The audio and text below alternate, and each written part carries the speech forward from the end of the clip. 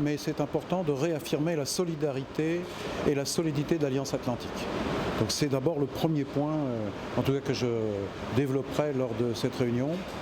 Et puis la deuxième chose que je voudrais dire, c'est que l'Alliance Atlantique, ce sont aussi des valeurs,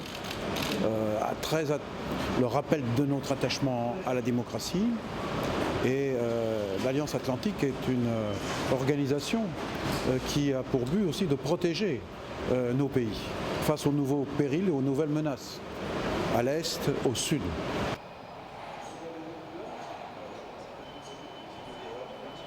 Mais en même temps, soyons clairs. Le message qui est le mien et celui de la France, c'est que nous ne voulons pas rentrer avec la Russie dans une logique de guerre froide. Il faut qu'on se parle franchement. C'est pourquoi je suis favorable, et c'est aussi ce qui a été décidé, à un dialogue structuré, à un dialogue robuste et franc avec la Russie. Commençons maintenant. Je crois que ça sera de nature à créer davantage de confiance. C'est nécessaire, car encore une fois, la Russie n'est pas notre adversaire, mais nous devons regarder les choses en face, les mettre sur la table et continuer avec eux à répondre à toutes ces questions qui sont posées, qui sont celles de comment, à notre époque, apporter des garanties en matière de sécurité à tous et à tous les pays et pas seulement aux pays de l'OTAN.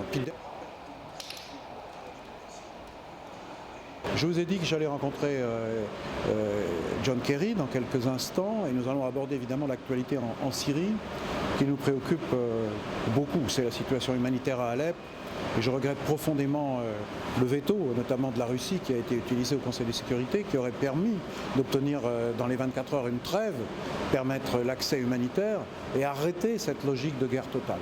Donc je vais évoquer avec John Kerry les échanges qu'il a actuellement avec la Russie et puis en prévision de la réunion de samedi prochain à Paris de tous les pays affinitaires, amis de la transition démocratique en Syrie, pour voir quelle initiative nouvelle nous pourrions prendre pour relancer le processus de négociation politique, parce que notre conviction, c'est qu'il n'y aura pas de paix durable en Syrie si on continue par la voie uniquement militaire et si on ne passe pas par la voie de la négociation. En tout cas, c'est le point de vue de la France. Monsieur le ministre.